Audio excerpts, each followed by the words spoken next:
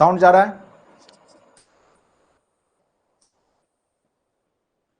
कोई बताएंगे साउंड जा रहा है?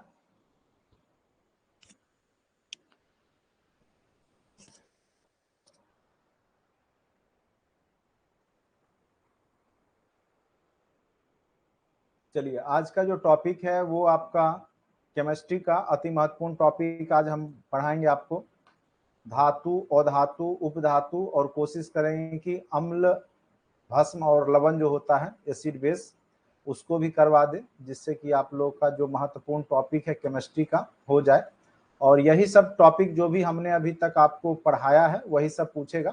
तो केमिस्ट्री के जो बीपीएससी का एक ये है कि 4-5 चैप्टर से ही क्वेश्चन आज तक पूछे गए हैं और वही क्वेश्चन आपके एग्जाम में पूछे जाते हैं, इसलिए ज़्यादा यहाँ टेंशन लेने की आवश्यकता नहीं है, खास करके केमिस्ट्री वगैरह के लिए।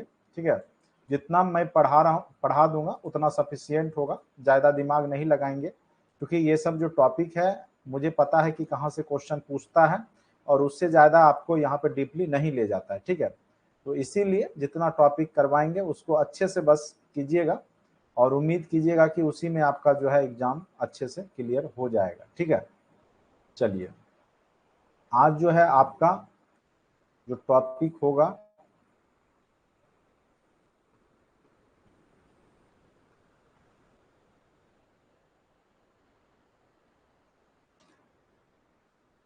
सबसे पहले हम लोग धातु, अधातु, उपधातु इसके बारे में पढ़ेंगे। ठीक है, उसके बाद ही जो है आगे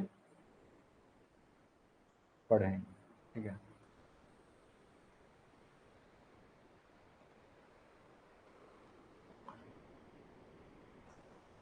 चलिए, थोड़ा सा मैं अम्ल वाला भी आपको नोट्स भेज देता हूँ, व्हाट्सएप ग्रुप में आपको भेज देता हूँ, जिससे कि आप लोग बाद में भी पढ़ लीजिए।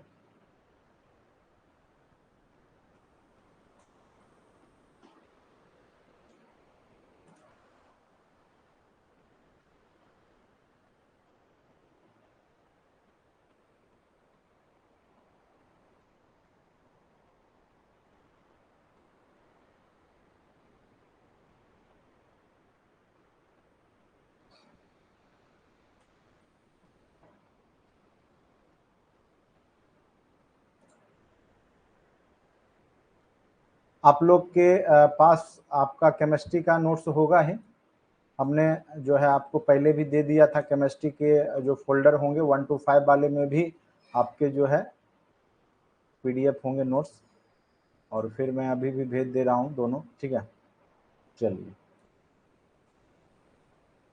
अब हम लोग स्टार्ट करते हैं क्लास को।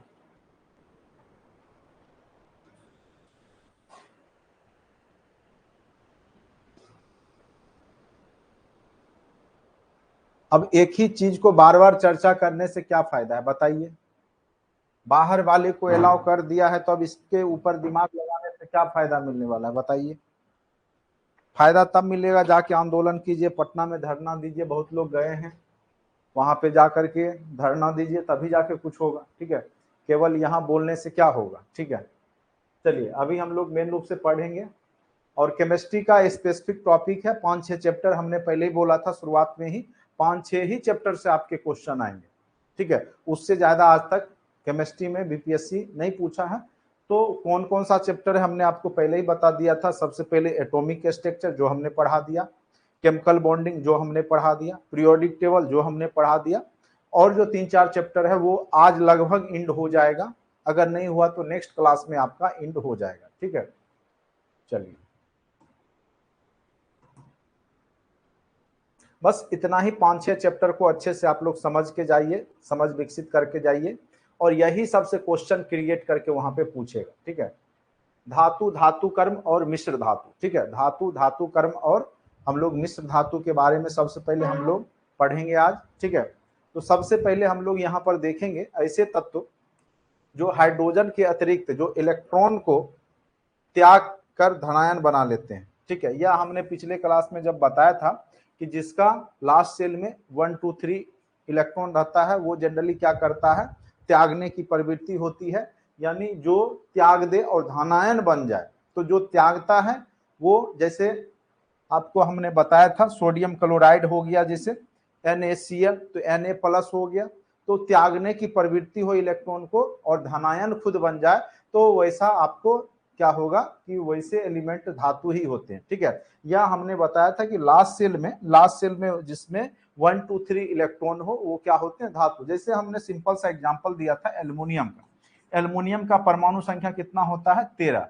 तो इसको हम स्ट्रक्चर में ये लिख सकते हैं 2 8 3, पहला सेल में 2, दूसरे में 8, तीसरे में 3, तो लास्ट सेल में कितना हो गया, 3। तो 1 2 3 ये सब इलेक्ट्रॉन हो तो वो धातु ही होता है। ठीक है, तो एल्युमिनियम आपको पता है धातु ही है। तो वही यहाँ पे है कि जिसमें इलेक्ट्रॉन को त्याग कर धनायन बनाए, ठीक है, धनायन बनाने की प्रवृत्ति हो, धातु कहलाते हैं। धातु समानता क्या होंगे, चमकदार होंगे। धातु का गुण क्या, चमकेगा। दूसरा आघात वर्ध हो, आघात वर्ध मतलब पीट पीट करके उसको आप तार बना सकते हैं, खींच सकते हैं।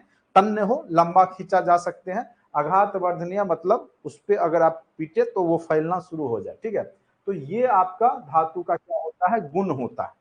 ठीक है, तो धातु क्या हो, जो कि धनायन बनाने की कैपेसिटी रखते हो, प्रवृत्ति रखते हो, और साथ साथ ठीक है जिसके लास्ट सेल में 1 2 3 इलेक्ट्रॉन हो और चमकदार हो, आघातवर्ध हो और तन्य हो, उसको हम क्या बोलते हैं, धातु कहते हैं। तो एग्जाम्पल हमने आपको दिखाया। धातु क्या होते हैं कि उष्मा एवं विद्युत के सुचालक होते हैं। धातु क्या होते हैं, उष्मा एवं विद्युत दोनों का सुचालक होगा। उष्मा भी ट्रांसफर करेगा और विद्युत का भी ट्रांसफर करेगा। ठीक है,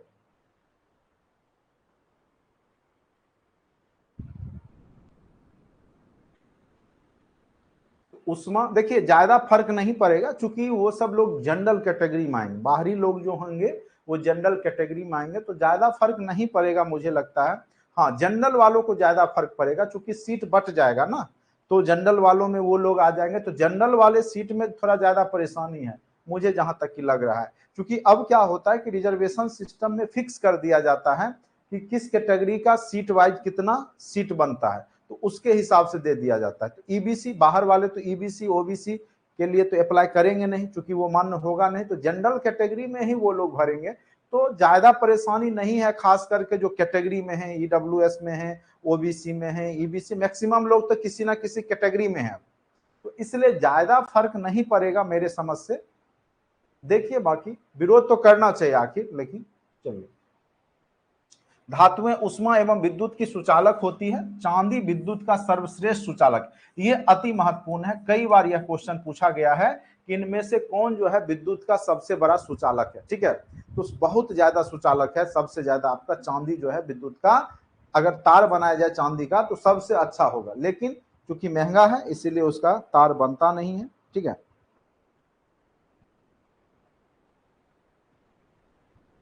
हाँ, दो सब्जेक्ट आपको पढ़ना है। एक तो आपको हिस्ट्री और ज्योग्राफी में से कोई तो लेना ही होगा। ठीक है, जो भी आपका ऑनर्स में है, हिस्ट्री ज्योग्राफी में से कोई एक तो फिक्स कर लीजिए। बाद बाकी उसके साथ आप पॉलिटी या इकोनॉमिक्स में से कोई चूज कर सकते हैं। ठीक है, दो ही सब्जेक्ट चूज करना, 80 नंबर के वो होंगे। बाकी 40 नंबर का कुछ आपका करेंट अफेयर्स होगा, कुछ आपका मैथ होगा, कुछ रीजनिंग रह सकता है, कुछ जीके जीएस होगा। इस तरीका से 40 क्वेश्चन इधर के होंगे, 80 क्वेश्चन उधर के होंगे, जिस प्रकार से आपने स्टेट में दिया था। ठीक है, चलिए।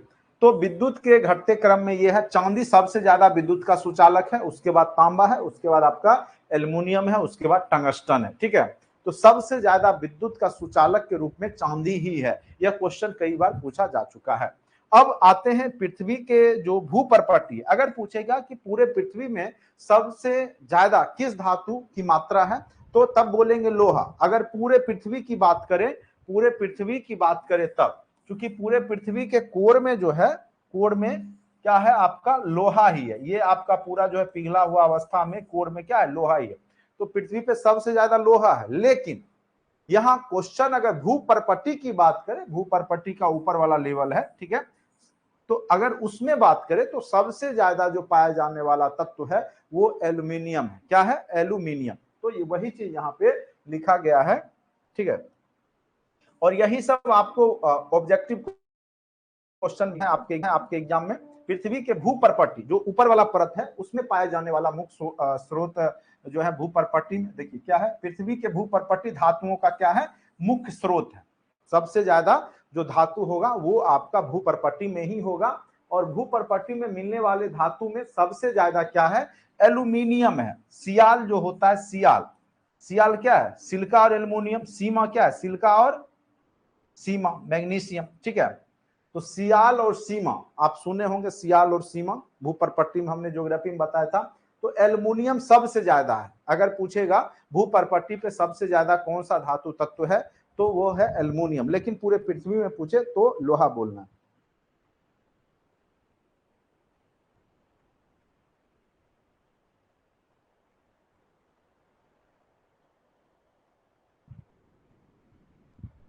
चलिए, उसके बाद है लोहा 4% पाया जाता है भूपर्पट्टी में, और कैल्शियम 3% मिलता है। तो ये सब हो सकता है पूछ प्रतिशत में, या सबसे ज्यादा, या आपको असेंडिंग डिसेंडिंग ऑर्डर दे करके ग्रेटर लेस देन करके आपको दे दे तो बना लीजिएगा, ठीक है। अब आते हैं खनिज क्या होता है। खनिज के बारे में आप लोग जानते ही हैं। भूपर्पट्टी में प्राकृतिक रूप से पाया जाने वाला तत्व या यौगिक को क्या कहते हैं, खनिज कहते हैं, ठीक है। तो प्राकृतिक रूप से जो भी आपके तत्व पाए जाते हैं या यौगिक, वो एक प्रकार के खनिज ही, ठीक है। अब आइए अयस्क, वे खनिज जिनसे धातुओं को सुगमता पूर्वक तथा लाभकारी रूप से निष्कासित किया जाए, यानी वैसे खनिज जिससे धातु निकल जाए, एल्युमिनियम, लोहा, सोना, चांदी, ये सब निकल जाए, तो उसको हम क्या बोलते हैं, अयस्क बोलते हैं, ठीक है। अब आते हैं धातु कर्म। धातु कर्म किसको कहेंगे, अयस्कों से धातुओं के निकालने या निष्कर्षण या परिष्करण में सम्मिलित विभिन्न प्रकर्मों को, किस प्रकार से अयस्क से धातु को निकाला जाता है, उसके विभिन्न प्रक्रिया को क्या कहते हैं हम लोग, धातु क्रम कहते हैं, ठीक है। तो ये याद रखिएगा कि अयस्कों से धातु निकालने की प्रक्रिया जो है क्या कहलाता है, निष्कर्षण क्या कहलाता है आपका, धातु कर्म कहलाता है। अब गेंग कई बार पूछ देगा, तो जो अपशिष्ट पदार्थ है, जो गंदगी है, ठीक है, अयस्क में बहुत सारा गंदगी होता है। अब सोना का कोई अयस्क है तो उसमें केवल सोना नहीं होगा, उसके साथ साथ और भी गंदगी रहता है, गेंग रहता है वो, ठीक है। तो अयस्क में मिले अशुद्ध पदार्थ को क्या कहते हैं, गेंग कहते हैं। याद रखिएगा, अति महत्वपूर्ण है लाइन ये सब, ये सारे लाइन है, यहां से क्वेश्चन क्रिएट हो जाते हैं।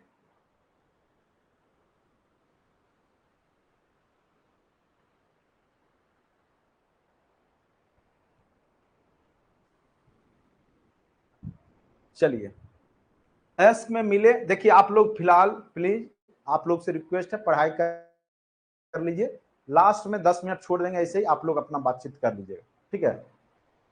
तो यहाँ बातचीत करने से तो कोई फायदा है नहीं, खामखा आप खुद डिस्टर्ब हो रहे हैं, दूसरे को भी डिस्टर्ब कर रहे हैं। देखिए पढ़िए, बाकी जो होगा आप ये सोचिए ना, आपके पास फिर भी 1,70,000 है।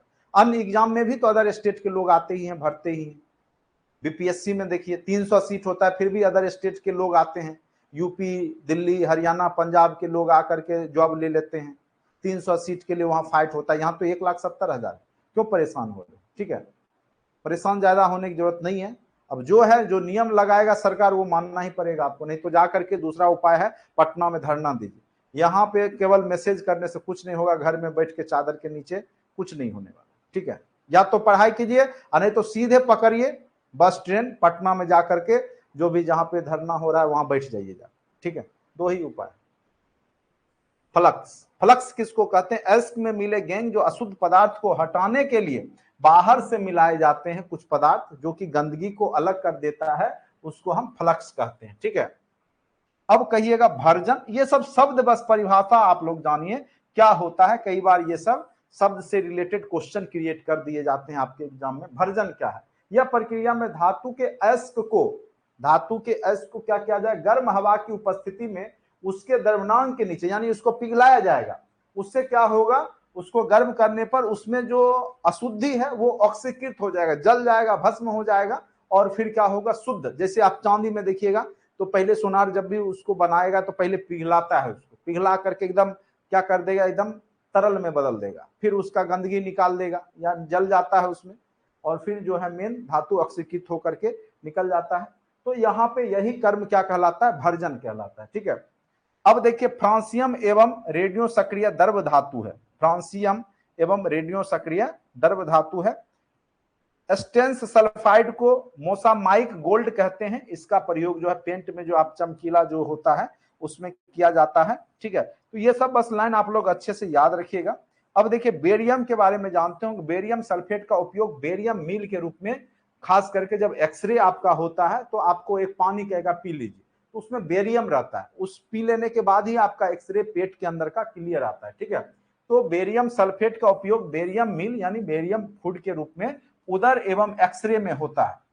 अब देखिए ये क्वेश्चन पिछले बार 68 में पूछा था कि हरे, ये पूछा था जो आपका लाल चटक रंग जो पटाखे में या फिर बम में आपको कोई, आप जब विवाह शादी में देखते होंगे कि हरा रंग का जो ऊपर जाने के बाद जो है कलर हो जाता है पटाखा का, क्यों हो जाता है, तो उसमें क्या मिला रहता है। तो आतिशबाजी के दौरान जो हरा रंग होता है तो वो बेरियम की उपस्थिति के कारण होता है। आप देखिएगा 67 या 68 में ये क्वेश्चन पूछा था। और लाल चटक रंग किसमें होता है, किस कारण से, तो स्ट्रोंसियम, यही क्वेश्चन पूछा था, किस कारण से आतिशबाजी में का जो रंग हरा हो जाता है, तो वो याद रखिएगा स्ट्रोंसियम के कारण, SR, ठीक है। उसके कारण क्या हो जाता है, आतिशबाजी जब आप करते हैं तो उसका रंग हरा हो जाता है। और रेड कब हो जाता है, तो बेरियम, बेरियम से रेड होगा, बेरियम से क्या होगा, लाल होगा, ठीक है, सॉरी, बेरियम से हरा होगा, बेरियम से क्या होगा, हरा होगा, और स्ट्रोंसियम से रेड होगा, ये याद रखिए। लाल चटक रंग बनेगा स्ट्रोंसियम से और हरा बनेगा बेरियम से, ठीक है। तो ये सब क्वेश्चन डायरेक्ट आपको लाइन से पूछे जाते हैं, ये सब सारा एनसीईआरटी बुक का ही सार संग्रह है, ठीक है। धातुओं में सबसे अधिक आघातवर्धक धातु जो होता है वो सोना और चांदी होता है, इसीलिए सबसे सुंदर आभूषण सोना के बनते हैं, क्योंकि उसको पतला करके तार के रूप में बना करके किसी भी प्रकार से उसको बनाया, डिजाइन किया जा सकता है, इसीलिए सोना का उपयोग आभूषण में सबसे ज्यादा होता है, ठीक है। लिथियम सबसे हल्का धात्विक तत्व है और यह सबसे प्रबल अपचायक होता है। तो आपको पता होगा हाइड्रोजन, हीलियम, लिथियम 3 नंबर पे ही आ जाता है। तो सबसे हल्का धात्विक तत्व है, हाइड्रोजन हीलियम तो धातु है नहीं, तो लिथियम क्या, सबसे हल्का, अगर पूछे सबसे हल्का धात्विक तत्व कौन सा है तो याद रखिएगा लिथियम। बिल्कुल है, 9th-10th के लिए भी है, घबराइए नहीं, जितना हम पढ़ा रहे हैं वो सबके लिए है, ठीक है। हाँ, अब है 9th-10th वालों का जिनका एसएसटी है, तो जैसे हिस्ट्री है साथ में तो पॉलिटी पे विशेष फोकस कीजिए, ज्योग्राफी है तो उसके साथ पॉलिटी या इकोनॉमिक्स जो भी है उस पर फोकस कीजिए, ठीक है। बाद बाकी 40 में तो आपको उधर सब कुछ पढ़ के ही जाना पड़ेगा। 1 to 5 तो एकदम तैयार रहिए, सब कुछ पूछेगा, सबसे ज्यादा कंपटीशन आप में ही होने वाला है 1 to 5 वाले। अब देखिए सबसे अधिक आघातवर्ध जो होता है वो सोना बता ही दिए, और कैंसर रोग के इलाज के लिए कोबाल्ट समस्थानिक का प्रयोग किया जाता है, अति महत्वपूर्ण लाइन है। कई बार पूछेगा कि कैंसर के उपचार के लिए किस धातु का प्रयोग किया जाता है, तो कोबाल्ट के समस्थानिक का प्रयोग किया जाता है, अति महत्वपूर्ण है। कैंसर के लिए जो है किस धातु का प्रयोग किया जाता है, तो कोबाल्ट के समस्थानिक का प्रयोग किया जाता है। गैलियम धातु कमरे के ताप पर द्रव अवस्था में पाई जाती है, ये याद रखिएगा। कहेगा कौन सी धातु जो है कमरे में, जो कमरे के ताप पे द्रव की अवस्था में पाई जाती है, तो उसका नाम है गैलियम, ठीक है। उसके बाद सबसे भारी धातु, ये भी क्वेश्चन कई बार पूछा जा चुका है, सबसे भारी धातु कौन सा है, तो ऑस्मियम, सबसे भारी धातु। सबसे हल्का धातु लिथियम, आपने पढ़ा। सबसे हल्का गैस कौन सा हो जाएगा, हाइड्रोजन नहीं।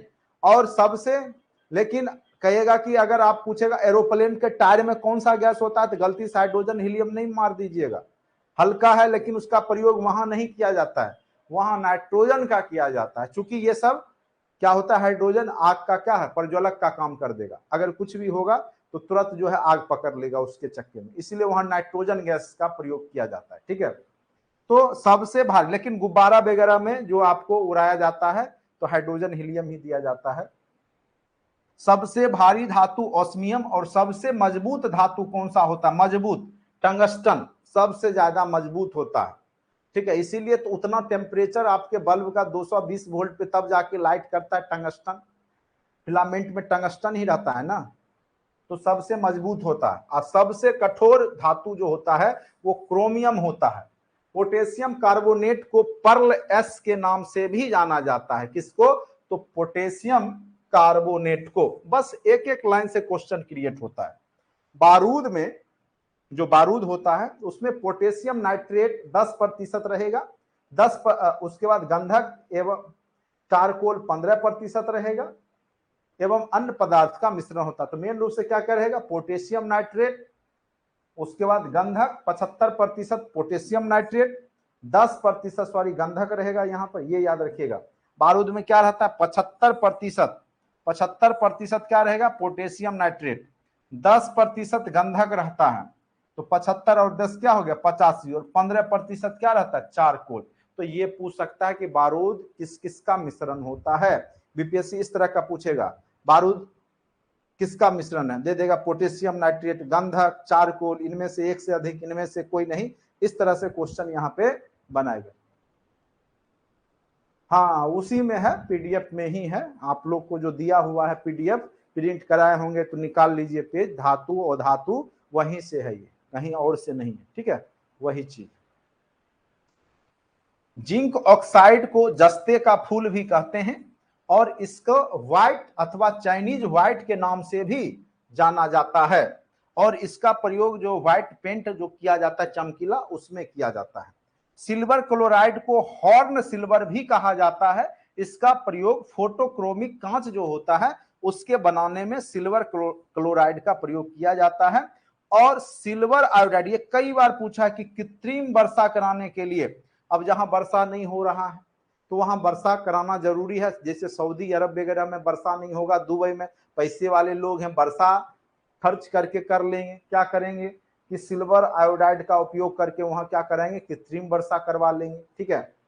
सिल्वर नाइट्रेट का प्रयोग निशान लगाने वाली, जो आपको जब वोट गिराने जाइएगा नीतीश कुमार जी को वोट दीजिएगा तो उस समय आपके उंगली में लगाएगा, ठीक है स्याही, ठीक है। तो वो क्या चीज का होता है तो सिल्वर नाइट्रेट का होता है, सिल्वर नाइट्रेट का होता है, ठीक है। सिल्वर ब्रोमाइड का उपयोग फोटोग्राफी में किया जाता है। तो जो आप अभी तो अब फोटोग्राफी में क्या होता है, अब तो डिजिटल हो गया, अब तो पेंट का उपयोग होता है।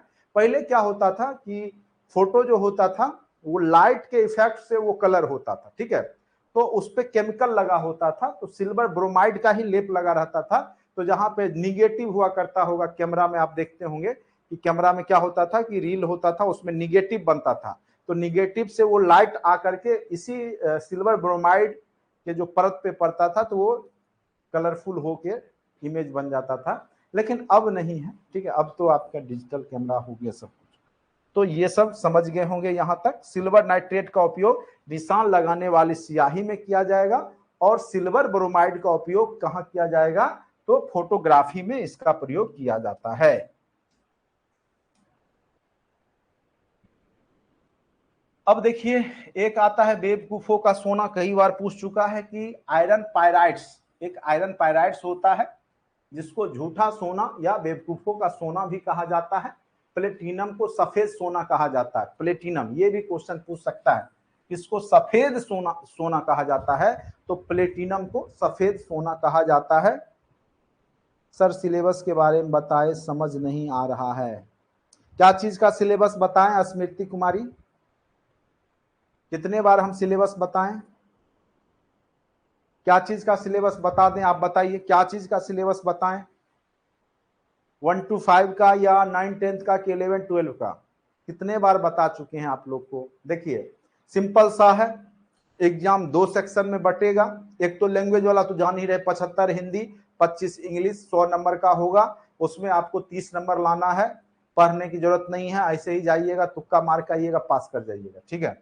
तो वहां 30 नंबर ले आए, बात खत्म, उसका कोई माए बाप नहीं है, ठीक है। दूसरा सेक्शन पे आ जाइए, दूसरा सेक्शन में आपका जो है जनरल स्टडीज के सेक्शन में 1 to 5 वाले 2 सेक्शन के मान के चलिए 40 नंबर, और सॉरी 1 to 5 वाले में क्या होगा सो देख लीजिए, 20 नंबर आपका मैथ का रहेगा, 20 नंबर रीजनिंग का रहेगा, ये एकदम फिक्स रहेगा, इसमें छेड़छाड़ नहीं होगा, ठीक है। 40 नंबर ये हो गया। अब बचा कितना आपके पास 80 नंबर, तो 80 नंबर में आपके इधर 8 सब्जेक्ट में बांट लीजिए, किस किस में बांटिए सो बताते हैं। सबसे पहले 10 क्वेश्चन करेंट अफेयर्स फिक्स कीजिए, करेंट अफेयर्स लिखना है तो लिख लीजिए। अब आप लोग सिलेबस नहीं बोलिएगा क्या पढ़ना है क्या छोड़ना है, ठीक है। तो 10 नंबर करेंट अफेयर्स फिक्स रखिए, उधर 40 नंबर मैथ रीजनिंग 1 to 5 वाले फिक्स रखिए, ठीक है। उसके बाद 10 नंबर आप हिस्ट्री, आपका जो मॉडर्न हिस्ट्री है मॉडर्न हिस्ट्री फिक्स रखिएगा 10 नंबर, ठीक है। बाद बाकी हिस्ट्री और ज्योग्राफी पॉलिटी इकोनॉमिक्स मिला करके 30 नंबर इधर फिक्स रखिएगा, ठीक है। अब कितना हो गया देखिए 80 10 सॉरी 80 में हो गया तो ये 40 हो गया, 40 10 50, 50 और इसको मानिए 10 ही नंबर, 50 10 60, 60 30 कितना हो गया 90, ठीक है 90। उसके बाद आपका 30 नंबर में आपका साइंस, साइंस में आपका फिजिक्स केमिस्ट्री बायो 10 10 नंबर मान लीजिए, physics 10 number, 10 number chemistry, 10 number bio. और इसी में आपको जो है जैसे यहाँ पे हिस्ट्री ज्योग्राफी पॉलिटी दिए तो इसी में आपको जो है ईवीएस भी 10 नंबर का इंक्लूड कर देगा, ठीक है।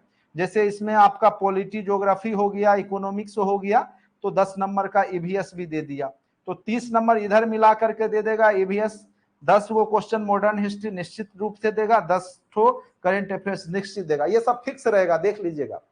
20 गो मैथ, 20 रीजनिंग, ये फिक्स है। 10 करंट अफेयर्स फिक्स रहेगा, 10 मॉडर्न हिस्ट्री फिक्स रहेगा, कितना हो गया 20 20 40 10 50 10 60, ठीक है 60 हो गया। 10 ईवीएस फिक्स रहेगा, 60 10 70, बाद बाकी आपका जो है इधर साइंस वाइंस मिला के फिजिक्स और पॉलिटी मिला करके आपका जो भी 120 में बचेगा उतना पढ़ लेना। तो सारा आपको सिलेबस पता है, बस जानबूझ करके आप नाटक करते हैं।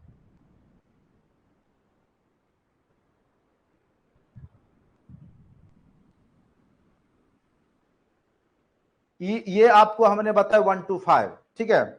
और रही बात 9 10th वाले, 9 10th वाले तो 40 नंबर फिक्स रखिए, GK GS current Bihar specific सब पढ़ करके, जितना पढ़ा है सब पढ़ लीजिएगा, ठीक है। ये 40 नंबर रहेगा। और 80 नंबर में अगर आपका हिस्ट्री रहे, एक हिस्ट्री या ज्योग्राफी में फिक्स रहेगा, कोई एक लेना ही होगा आपको हिस्ट्री या ज्योग्राफी में, तो 40 नंबर का हिस्ट्री, 40 नंबर का ज्योग्राफी तो फिक्स है। इसके साथ आप या तो पॉलिटी ले लीजिए 40 का, या तो फिर आप इकोनॉमिक्स ले लीजिए पब्लिक में, इधर भी वही है, पॉलिटी और इकोनॉमिक्स में कुछ भी ले सकते हैं, ठीक है। तो ये आपका फिक्स है। आप चाहिएगा तो ज्योग्राफी भी ले सकते हैं इसके साथ, हिस्ट्री के साथ में, ज्योग्राफी के साथ हिस्ट्री भी ले सकते हैं, ठीक है। लेकिन एक हिस्ट्री या ज्योग्राफी में से लेना ही पड़ेगा। तो ये है आपका 40 40 का, 40 में फिक्स सब मिक्स। तो इसीलिए हम बोलते हैं कि हमारे जो आपके ऐप में जितना भी हमने पढ़ाया है वो आपका ही चीज है, बाहर का नहीं है। इसीलिए किधर से भी पढ़िए, केवल 9 10th वाले हिस्ट्री वालों के लिए वर्ल्ड हिस्ट्री एक्स्ट्रा पढ़ना है, ठीक है। बाद बाकी आपको मैथ सब पढ़िए, ठीक है। 10 क्वेश्चन अब कहां से आएगा, कौन सा चैप्टर से आएगा, वो कोई नहीं जानता है, 9 10th वाले भी। और 1 to 5 वाले में तो 20 क्वेश्चन पूछेगा तो कहां से पूछेगा कोई नहीं जानता। रीजनिंग पूरा पढ़ना है, मैथ पूरा पढ़ना है, ठीक है। चलिए बाद बाकी एग्जाम होगा तब आप देख लीजिएगा मेरा अनुभव।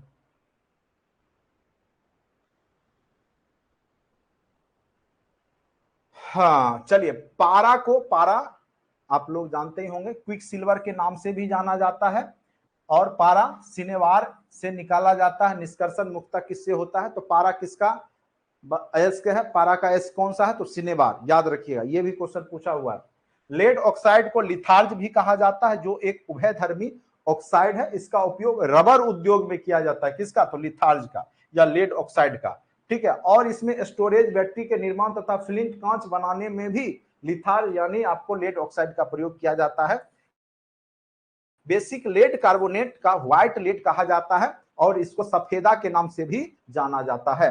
यूरेनियम को आधा धातु कहा जाता है, ये पूरा धातु नहीं है। यूरेनियम कार्बाइड का प्रयोग हेवर विधि में अमोनिया के उत्पादन में उत्प्रेरक के रूप में किया जाता है। प्लूटोनियम एक भारी रेडियो सक्रिय धातु है और यह एक एक्टिनाइड श्रेणी का सदस्य है। तो ये याद रखिएगा, प्लूटोनियम एक रेडियो सक्रिय पदार्थ है जो कि भारी रेडियो सक्रिय धातु है, ठीक है। तो ये सारे थे आपके धातु से रिलेटेड क्वेश्चन। कोई ना कोई क्वेश्चन आपको निश्चित तौर पे, एक क्वेश्चन तो फिक्स रखिए, इतना में से एक क्वेश्चन आपको निश्चित तौर पे ही पूछेगा, अब चाहे जो पूछे, ठीक है। तो ऑब्जेक्टिव से ज्यादा अच्छा है कि एक बार थ्योरी पढ़िए, सारा आपका क्लियर हो जाएगा, ठीक है। चलिए अब हम लोग पढ़ेंगे अधातु, ठीक है। तो प्रकृति में टोटल आपको पता है कि 118 जो है मटेरियल है, ठीक है, तत्व है, पाए जाते हैं। उसमें लगभग जो है आपके 91 धातु है, 91 धातु है, और 20 क्या है, अधातु है, और 7 क्या है, उपधातुएं हैं।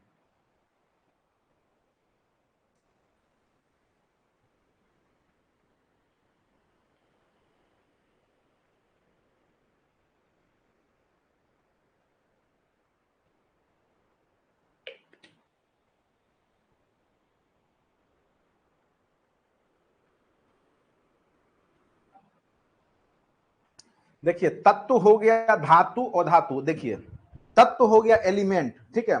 तत्व के जितने भी, देखिए कोई भी चीज है वो तत्व में आएगा, जैसे सोडियम है, हाइड्रोजन है, हीलियम है, सब एलिमेंट में आएगा, ठीक है। ऑक्सीजन हो गया, लेकिन धातु में आएगा नहीं आएगा। धातु में ऑक्सीजन क्या है, गैस है। जैसे एल्युमिनियम क्या है आपका, क्या है, धातु है, ठीक है। तो यहाँ पे एलिमेंट और जो आपको एलिमेंट जिसको बोलते हैं तत्व हो गया, धातु मेटल हो गया, और एक नॉन मेटल होता है, तो अंतर है सब में।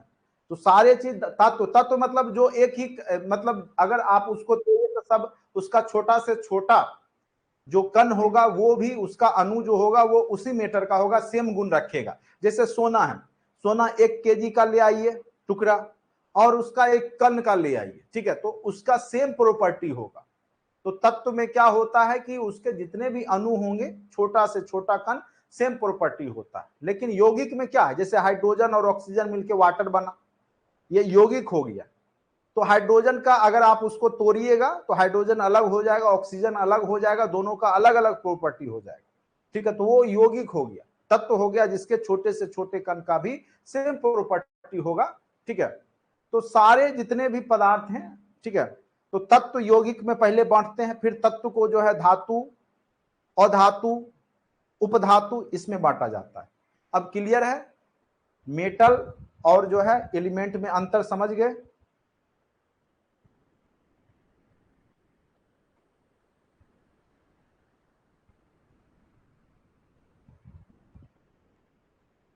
अब देखिए यौगिक में आपके जो है अधातु भी आ सकते हैं, धातु भी आ सकते हैं, ठीक है, और तत्व में भी आपके, ठीक है। तो तत्व हो गया जितना भी, अगर उसका छोटा से छोटा कण भी अगर तोड़ा जाए तो सेम प्रॉपर्टी वो रखे उसी का, तो उसको हम तत्व कहते हैं, ठीक है।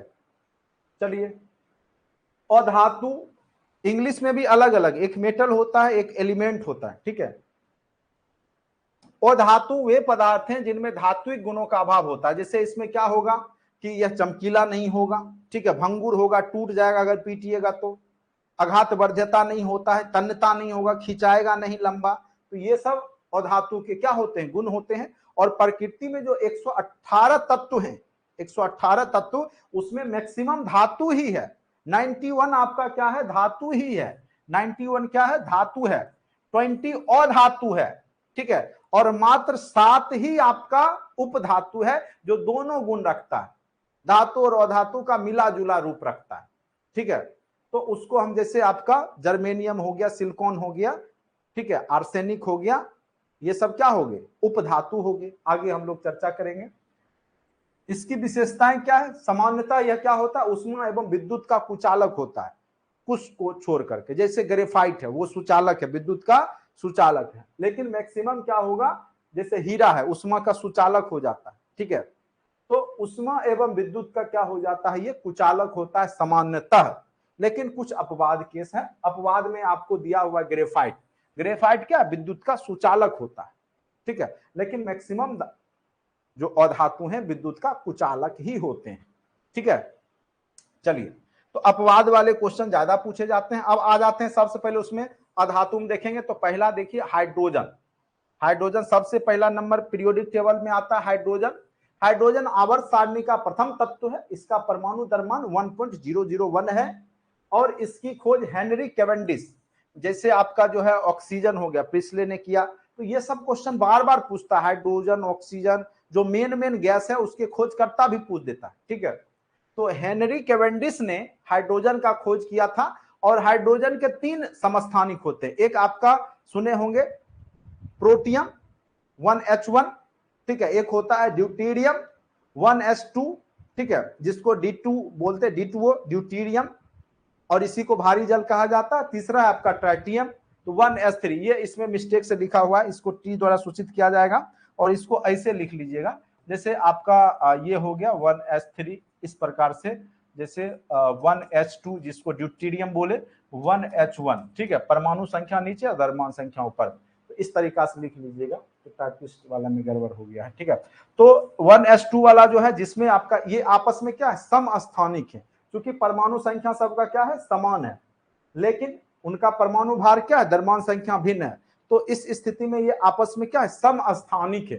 कई बार पूछेगा समस्थानिक किसको कहते हैं, जब परमाणु संख्या यानी स्थान समान, कर्म संख्या समान, परमाणु संख्या समान हो किंतु द्रव्यमान संख्या भिन्न हो तो वो समस्थानिक कहलाएंगे। और जब द्रव्यमान संख्या समान हो, भार मतलब द्रव्यमान संख्या समान हो और क्रम संख्या अलग अलग हो, भिन्न भिन्न हो, तो वैसे केस में हम उसको संभारिक बोलते हैं। क्या बोलते हैं? संभारिक। बताए थे पिछले क्लास में, ठीक है। तो देखिए ड्यूटेरियम, ये जो आपका 1s2 है जिसमें परमाणु संख्या 1 हो लेकिन द्रव्यमान संख्या 2 हो, ऐसे हाइड्रोजन के समस्थानिक ड्यूटेरियम कहलाते हैं। और इसी को D2O भी कहते हैं और ये भारी जल भी कहते हैं। कई बार यह क्वेश्चन पूछ चुका है, कई बार, अति महत्वपूर्ण है। भारी जल का रासायनिक सूत्र क्या है? D2O। भारी जल की खोज 1932 ईस्वी में यूरे और वासवर्न ने किया था, ठीक है। तो यूरे और वासवर्न ने किया था किसको? भारी जल का खोज। भारी जल का उपयोग खास करके परमाणु रिएक्टर में मंदक के रूप में किया जाता है, न्यूट्रॉन मंदक के रूप में किया जाता है, ठीक है, प्रेशर आदि में होता है, ठीक है। तो आपका जितना भी परमाणु संयंत्र है जहां से बिजली तैयार होता है, परमाणु रिएक्टर, वहां पे मंदक जो कि आपके अभिक्रिया को, रासायनिक जो अभिक्रिया है नाभिकीय विखंडन, उसको कंट्रोल करके रखे, तो वहां पे मंदक के रूप में D2O का प्रयोग किया जाता है, ठीक है।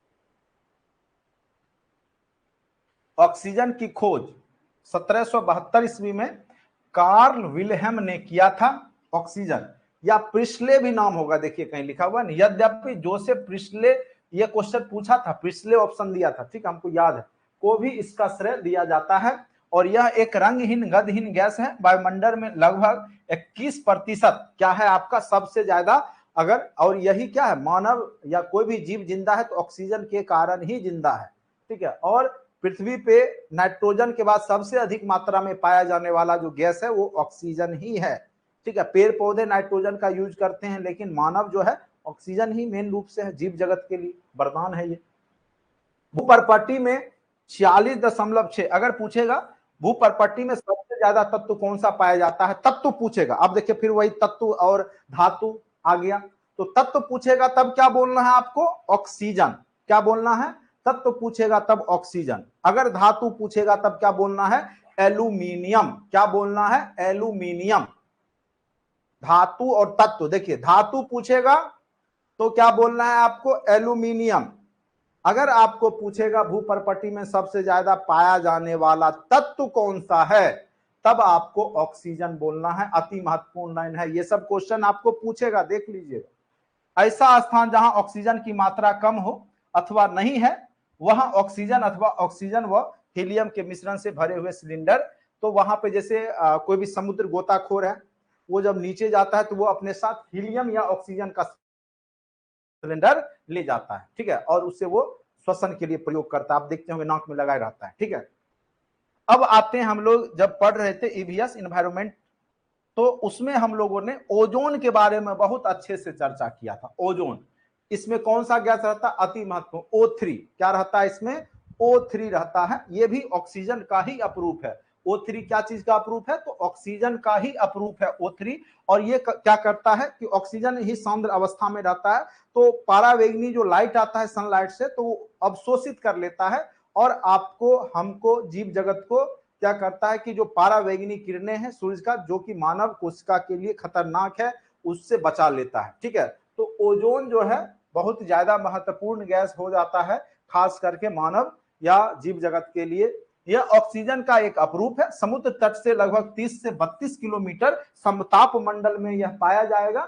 इसकी सांद्रता अधिक होती है, सघन होता है, जिस कारण से ये क्या करता है, जो पारावैंगनी किरणें आती है वो वहीं से रिटर्न हो जाती है या उसको पृथ्वी पर आने नहीं देता है, जिस कारण से पृथ्वी के जो जीव हैं वो पारावैंगनी किरणों के प्रभाव से बच जाते हैं, ठीक है।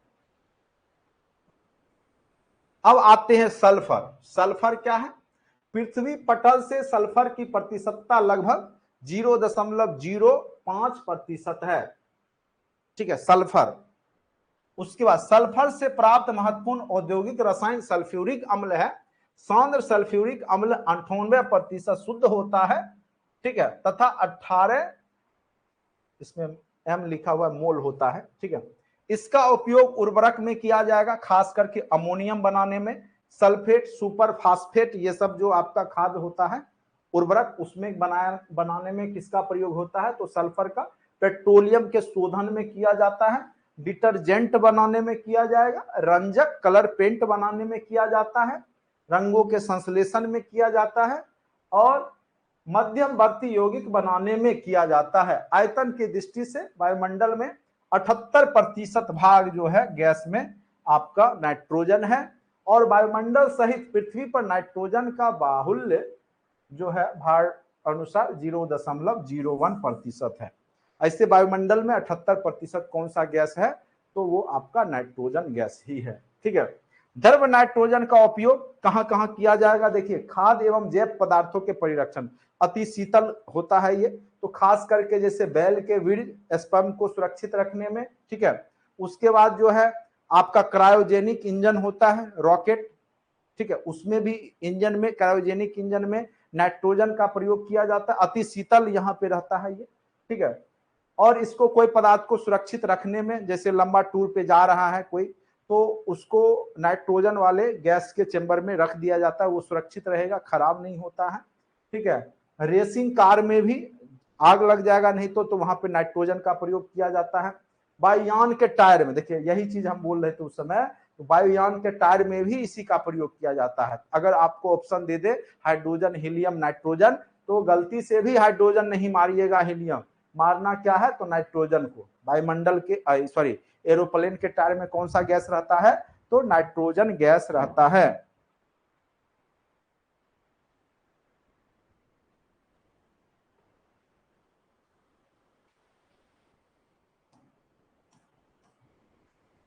अब देखिए ये भी क्वेश्चन कई बार बीपीएससी पूछ चुका है कि हास्य गैस, एक मूवी हमने देखा था, उसमें लास्ट में सीरियस सीन होता है तो हास्य गैस को छोड़ देता है, सब लोग हंसने लगते हैं और काम बन जाता है एक्टर एक्ट्रेस का, ठीक है।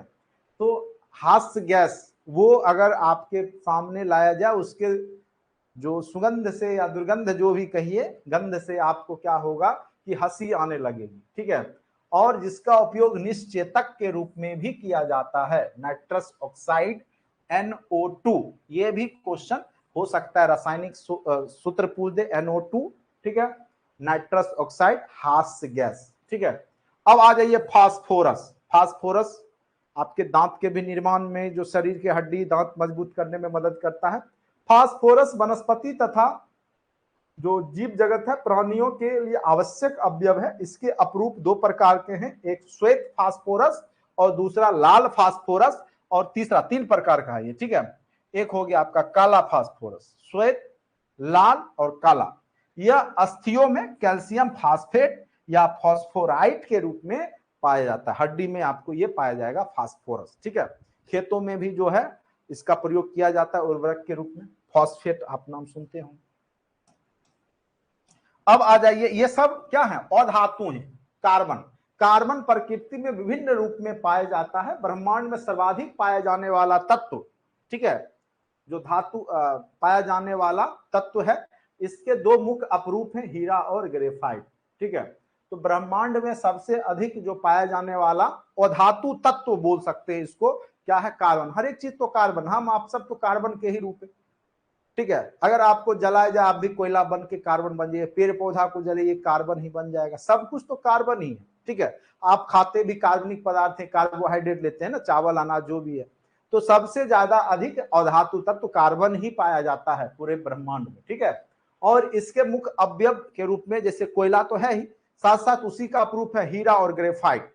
तो इस बार हीरा और ग्रेफाइट से भी एक क्वेश्चन 68 में पूछा था, ठीक है। तो हीरा और ग्रेफाइट के संरचना से रिलेटेड पूछा था। हीरा विद्युत का कुचालक है परंतु उष्मा का सुचालक होता है, याद रखिएगा। हीरा क्या है, विद्युत का कुचालक है, करंट पास नहीं होगा लेकिन टेम्परेचर पास करता है। ये विद्युत हीरा जो है आपका उष्मा का सुचालक है, उष्मा को पास करता है। यह प्रकृति का सबसे कठोरतम पदार्थ है, इसीलिए ग्लास को काटने के लिए क्या चीज का प्रयोग किया जाता है, हीरा।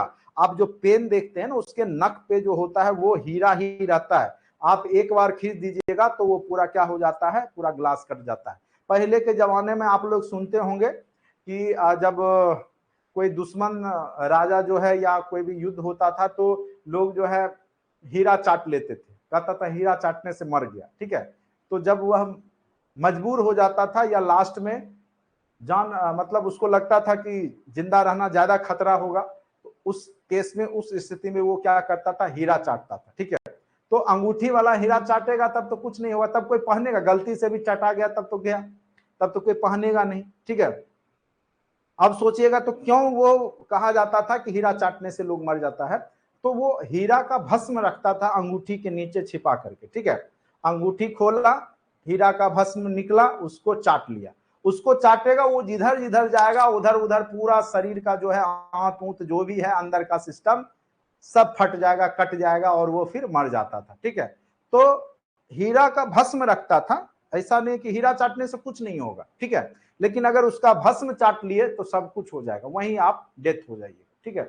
तो क्योंकि वह दुनिया का सबसे कठोरतम पदार्थ है और जिधर जाएगा उधर ही काट देगा, ठीक है। जब उतना मोटा ग्लास को एक बार लाइन खींचने से आप ऐसे करके तोड़ देते हैं, आप सोच सकते हैं वो कितना कठोर है, ठीक है। तो प्रकृति में सबसे ज्यादा कठोरतम पदार्थ जो है वो हीरा ही है। ग्रेफाइट ताप और विद्युत दोनों का सुचालक होता है। ग्रेफाइट क्या होता है, टेम्परेचर और विद्युत दोनों को पास होने देता है, सुचालक होता है। और ग्रेफाइट का प्रयोग, आप लोग जिंदा नहीं छोड़िएगा, नहीं, बेचारा वीर तो है ही, बीमार रहता ही है, ठीक है, और आप लोग लग गए एकदम। चलिए, ग्रेफाइट ताप एवं विद्युत दोनों का सुचालक होता है। इसका उपयोग पेंसिल परमाणु रिएक्टर में मंदक के रूप में ग्रेफाइट का भी प्रयोग किया जाता है, भारी जल का भी प्रयोग किया जाता है, बोरोन के क्षार का भी प्रयोग किया जाता है।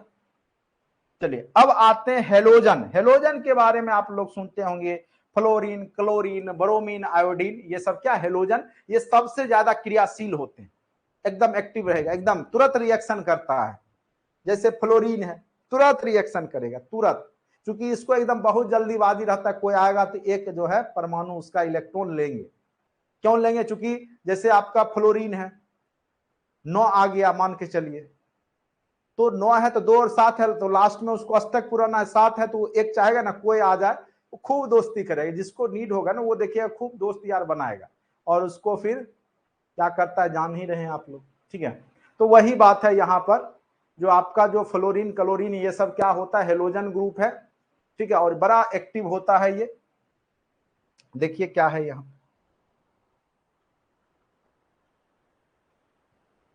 आवर्त सारणी के समूह 17 को हेलोजन तत्व कहा जाता है। इस समूह में कुल 6 तत्व हैं, फ्लोरीन, क्लोरीन, ब्रोमीन, आयोडीन। हल्का हेलोजन सबसे आपका फ्लोरीन है, जिसका उपयोग क्लोरोफ्लोरोकार्बन जो कि ओजोन के क्षय करने में योगदान निभाता है, यौगिक के संश्लेषण में किया जाता है। ब्रोमीन एकमात्र अधातु है, याद रखिएगा, जो कि सामान्य ताप पे, कमरे के ताप पर द्रव अवस्था में रहता है। पूछेगा कौन सा जो है अधातु कमरे के ताप पर जो है द्रव अवस्था में रहता है, तो वो है आपका ब्रोमीन। और धातु में कौन सा है जो कमरे के ताप पे, तो पारा, ठीक है। तो इसका उपयोग सिल्वर ब्रोमाइड के रूप में फोटोग्राफी में ही किया जाता है। ब्रोमीन का निष्क्रिय गैस, आवर्त सारणी के समूह 18 जो कि निष्क्रिय गैस कहलाते हैं, उत्कृष्ट गैस है, ये अष्टक पूरा हुआ, ना किसी से लेना ना किसी को देना, अपना पड़ा हुआ है। जिसके पास पैसों की कमी नहीं है वो ज्यादा दोस्ती नहीं करेंगे, क्यों करेंगे भाई, ठीक है। तो वो किसी से ज्यादा मतलब नहीं रखेंगे क्योंकि उनके पास पूरा है। उत्कृष्ट गैस कहलाते हैं, दुर्लभ गैस हैं ये, ठीक है। और शून्य समूह भी कहा जाता है। हीलियम हल्की और ज्वलनशील गैस है। हीलियम क्या है, हल्की है और ज्वलनशील गैस, ठीक है। अब आते हैं, इसका उपयोग गोताखोर द्वारा मौसम संबंधी अध्ययन हेतु गुब्बारा जो होता है उसमें भर करके ऊपर भेजा जाता है, ठीक है। अब आते हैं नेक्स्ट लाइन पे, आते हैं आर्गन। आर्गन जो है वायुमंडल में सबसे अधिक मात्रा में पाई जाने वाली अक्रिय गैस है। सबसे पूछेगा, अक्रिय मतलब क्रिया नहीं करेगा ये, क्योंकि इसके लास्ट सेल में क्या होगा, 8 होगा, ठीक है। जैसे आपका जेनॉन है, Xe10 हो गया मान के चलिए, तो ये 2 8 हो गया, इसको पूरा आर्गन क्या होता है 18 होता है, तो 2 8 8 8 पूरा हुआ है, अष्टक पूरा रखा है, तो ये कोई प्रक्रिया नहीं करेगा, भाग ही नहीं लेगा, चूंकि यह ना इलेक्ट्रॉन देगा ना, चूंकि ये अष्टक पूरा करके रखे हुए हैं अक्रिय गैस है, इसीलिए हम इसको बोलते हैं। ठीक है, तो सबसे ज्यादा अक्रिय गैस जो है आपके वायुमंडल में वो आर्गन है। कौन सा है? आर्गन। रेडॉन एक रेडियो सक्रिय गैस है जिसका उपयोग कैंसर एवं ट्यूमर, कैंसर ही हुआ उसके उपचार में रेडॉन का प्रयोग किया जाता है। तो इस प्रकार से आपने धातु और धातु को अच्छे से पढ़ लिया। एक ही दिन ज्यादा पढ़ा देंगे तो फिर दूसरे दिन क्या पढ़ाएंगे हम। ऐसे आप लोग को 2 महीना से लगातार कंटिन्यू पढ़ा रहे हैं, फिर भी सिलेबस कंप्लीट नहीं हो रहा है। नहीं, इतना बड़ा सिलेबस है और हमने जितना टॉपिक आपको पढ़ा दिया आप पता कर लेंगे किसी संस्थान ने, ठीक है, हाँ ऑब्जेक्टिव जरूर खूब पढ़ाया होगा लेकिन थ्योरी इतना नहीं पढ़ाया होगा, क्योंकि ऑब्जेक्टिव पढ़ाना तो अपना ऑब्जेक्टिव क्वेश्चन लेकर के अपना बता रहे हैं, आंसर बता रहे हैं।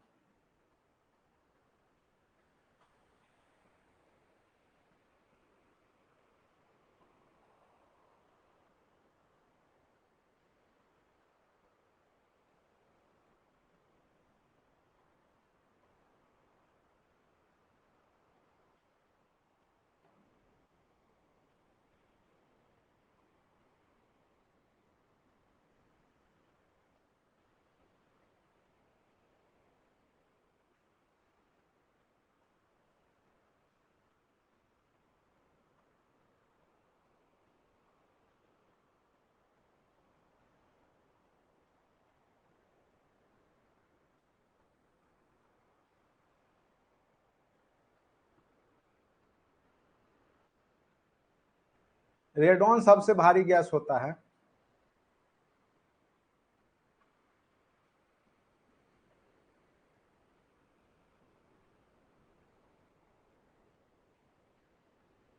देखिए परमाणु संख्या जिसका ज्यादा होगा वही सबसे ज्यादा भारी होगा।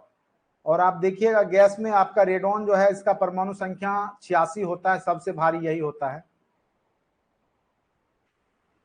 हाँ ऑब्जेक्टिव अब सेट करवाएंगे, सेट करवाएंगे, टेस्ट सीरीज जो देते हैं उसको करवाएंगे।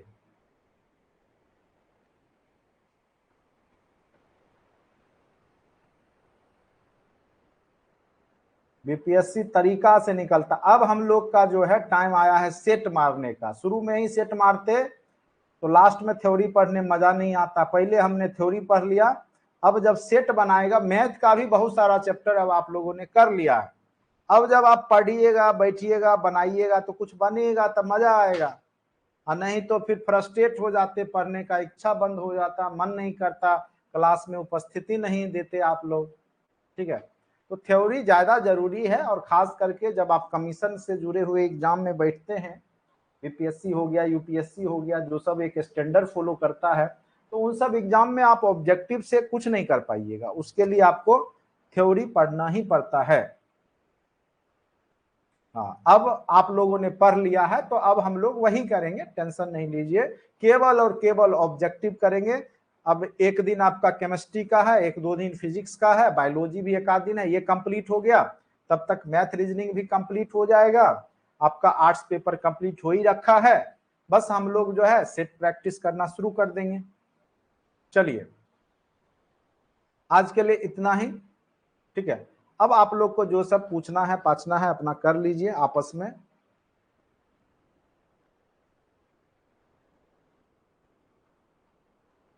कुछ नहीं भूले हैं, सब याद है, जब आप एग्जाम में बैठिएगा ना सब बनेगा। टेंशन क्यों ले रहे हैं? अभी लगता होगा कुछ नहीं याद है, अभी तो आप जो है सब कुछ भूल जाते होंगे। आपको याद है परसों क्या चीज खाए थे घर में? कैसे याद रहेगा? माइंड है, नया चीज जब जाएगा तो पुराना चीज को जो है उसको साइड करेगा ना।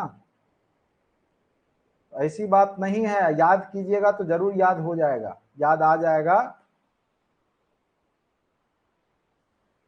बीपीएससी में ऑप्शनल में क्या रखें? बीपीएससी करना है तो ऑप्शनल में जो रखिए। हम अपने स्टूडेंट को अब बोलते हैं हिस्ट्री रखने के लिए, चूंकि हिस्ट्री सब जगह फायदा करता है, प्री मेंस इंटरव्यू सब जगह। अब तो पहला वाला बात है नहीं कि आपको मेंस में कम नंबर दे देगा हिस्ट्री में तो क्या होगा। तो अब तो जो है मेंस में आपको ऑब्जेक्टिव दे दिया तो केवल क्वालिफाइंग है वहां भी, तो अब टेंशन ही नहीं है, इसीलिए आप आंख बंद करके हिस्ट्री ले सकते हैं। हिस्ट्री हम पढ़ाते हैं अच्छे से। हिस्ट्री मेरा जो है, हम 2-2 बार हिस्ट्री से ही बैठे हैं।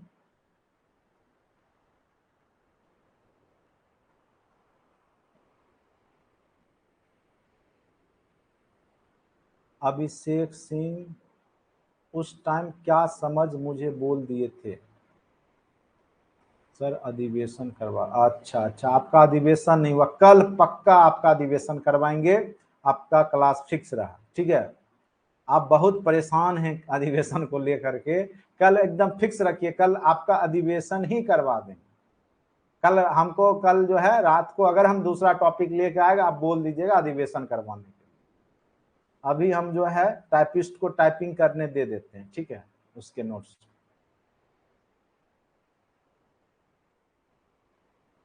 ये बीपीएससी में ये कोर्स चलेगा, कोर्स उसका अलग कोर्स है भाई, उसका अलग कोर्स है, बीपीएससी का अलग कोर्स है, 69th का अलग कोर्स चलता है, उसका अलग फीस है, स्ट्रक्चर उसमें अलग पढ़ाना पड़ता है, उसका अलग नॉलेज होना चाहिए। लगभग मिलता जुलता है दोनों का, लेकिन उसके लिए फिर अलग से जो है उसका क्लास है। सर बीपीएससी इकोनॉमिक्स का PHYQ सेंड करिएगा ना व्हाट्सएप में। अच्छा, भेजे तो हुए, फिजिक्स नोट्स तो भेजे हुए हैं इकोनॉमिक्स का। अगर आप लोग में से कोई जो कि हिम्मत रखते हैं बीपीएससी प्रशासनिक सेवा में जाने का, उसके तैयारी करने का, तो वो आप क्लास से जुड़ सकते हैं।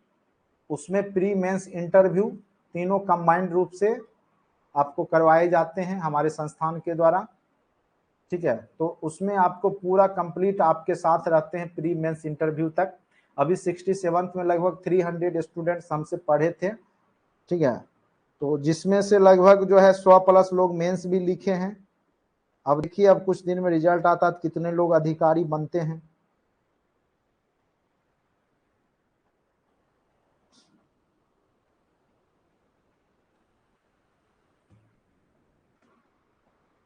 उसका फीस प्री मेंस इंटरव्यू मिला के 2500 है उसका, ठीक है। तो उसमें आपका पूरा है, कंप्लीट है, प्री भी देंगे, मेंस भी, इंटरव्यू के दौरान भी आप अगर पास करते जाते हैं तो पूरा आपको मिलता रहेगा, नहीं तो फिर नेक्स्ट जो एग्जाम आएगा उसका भी तैयारी कर सकते हैं। 1 ईयर का वैलिडिटी रहता है उस कोर्स का, ठीक है। 2500 कंप्लीट कोर्स का चार्ज है, जिसमें आपको सारा टेस्ट सीरीज से लेके PDF नोट सब कुछ देते हैं। बिल्कुल कीजिए, प्रशासनिक सेवा का अलग ही मजा है, एक बार बनिएगा तो रुतबा अलग रहता है, ठीक है। वो थोड़ा सा मेहनत ज्यादा लगेगा लेकिन कर सकते हैं। अभी आप लोग का तो एज बचा है और एनर्जेटिक हैं अभी आप लोग। हाँ हाँ, बच्चे बड़े हो जाएंगे तब करिएगा, उम्र तो रहता ही है 40 साल तक, क्या दिक्कत। हाँ, बीपीएससी टीचर में जब हो जाएगा आपको, तब जाकर के आपका चांस 5 चांस लिमिट हो जाएगा।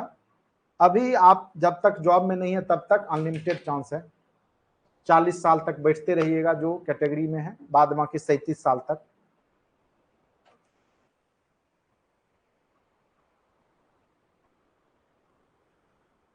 बिल्कुल टाइम है, लेकिन टाइम तो होता है लोगों के पास, हम लोग भी ऐसा ही सोचते थे, लेकिन कब समय निकल जाएगा कहना मुश्किल हो जाता है, और देखते देखते समय बीत जाता है, ठीक है। टाइम जो करना है, एज होता है पढ़ने का। देखिए सब काम आप पूरी जिंदगी कर सकते हैं, लेकिन पढ़ाई लिखाई आप नहीं कर पाते हैं, एक एज होता है। इसलिए कहा जाता है कि समय रहते आपको जो भी करना है कर लेना चाहिए। ये नहीं कि एज 40 तक है तो 40 तक आपको ट्राई करना है। निकालने वाले 22 वर्ष में 23 साल में जो है SDM DSP सब कुछ बन करके आ जाते हैं, ठीक है। चलिए आज के लिए इतना ही, धन्यवाद।